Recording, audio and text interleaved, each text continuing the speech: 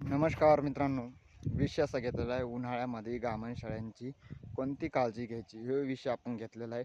विषय चांगला होणार आहे. व्हिडिओ शेवटपर्यंत बघा, मधात स्किप करू नका, काय नका. मग मित्रांनो, बरेच असे शेळी पालक आहे, त्यांना शेळींची कशी काळजी घ्यायची कशी नाही हे त्यांना माहीत नाही मित्रांनो. तर आपण त्याच्यासाठी आज विषय तो घेतलेला आहे. व्हिडिओ चांगला होणार आहे, शेवटपर्यंत बघा. मित्रांनो, बरेच असे शेळी पालक आहे, त्यांना उन्हाळ्यामध्ये जंगलामध्ये हिंडवतात हे होतात आणि शेळ्यांची काळजी घेत नाही. टायमावर पाणी नाही, टायमावर चारा नाही. तर मित्रांनो, आपण काय करायचं, बरेच असे म्हणजे खूप उन्हाळा राहतो. पुढचा महिना तापणारची अजून उन्हाळा आहे. पुढच्या महिन्यामध्ये बी जेव्हा 6 जूनपासून खास पावसाची चालू होतं आहे, तर तेव्हापासून थंडगार वातावरण राहतं. ऊन तपत नाही, काय नाही मित्रांनो.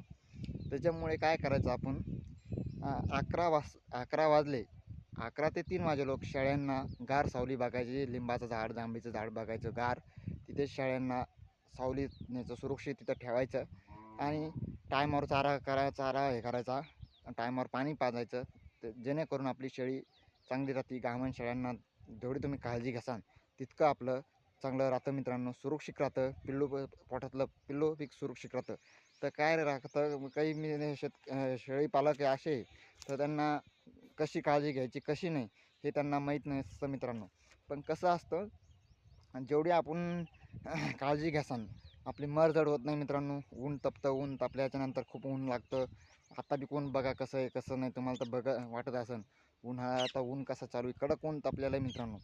पण कसं असतं, जेवढी आपण जेवढं ऊन तपलं आणि जेवढं शेळीला लागलं तर शेळी मरती मित्रांनो, मरजड होती.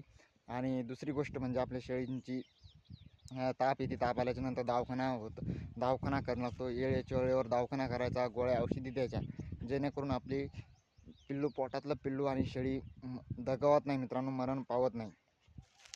कसं असतं, काही शेतकरी मित्र असे, शेळी पालक असे मित्रांनो, दिवसभर रानामध्ये हिंडवतात आणि संध्याकाळी आणून बांधते.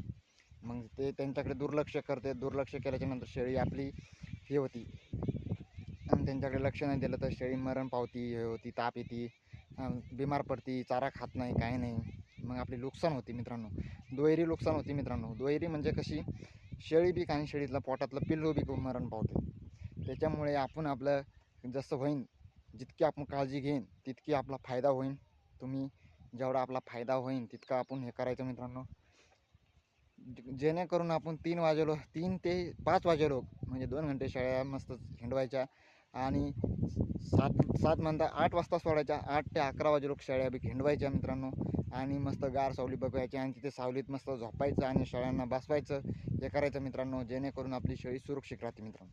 सांगायचं तात्पर्य असं आहे मित्रांनो, फक्त आपला जीव, आपल्याला कसं दुखणं आलं की आपण कसं दवाखान्यामध्ये जातो, तसं मुख्य जनावराचं आहे. आपल्याला त्यांना काही कळत नसतं, ते काही सांगत नाही, त्यांना काही वाचा नाही, काय नाही. आपल्याला ताप आली का काय आलं, पण आपण आपलं जेवढं आपण दवाखाना करतो आपला जीव सुरक्षित, तितका त्यांचा मुख्य जनावराचा जीव सुरक्षित राहतो मित्रांनो. फक्त सांगायचं म्हणजे कसं असतं, आपल्याला बोलता येतं, त्यांना बोलता येत नाही मित्रांनो. त्याच्यामुळे होतापर्यंत हे करायचं, सांगायचं असं होतं मित्रांनो. व्हिडिओ आवडला असेल तर लाईक करा, नवीन असेल तर चॅनलला सबस्क्राईब करा, अशी नोटिफिकेशन तुमच्यापर्यंत येतील. जास्तीत जास्त व्हिडिओ शेअर करा, कसा वाटला कसा नाही आम्हाला कमेंटमध्ये सांगा. इथेच थांबूया, भेटूया पुढच्या व्हिडिओमध्ये. तोपर्यंत जय जवान जय किसान मित्रांनो.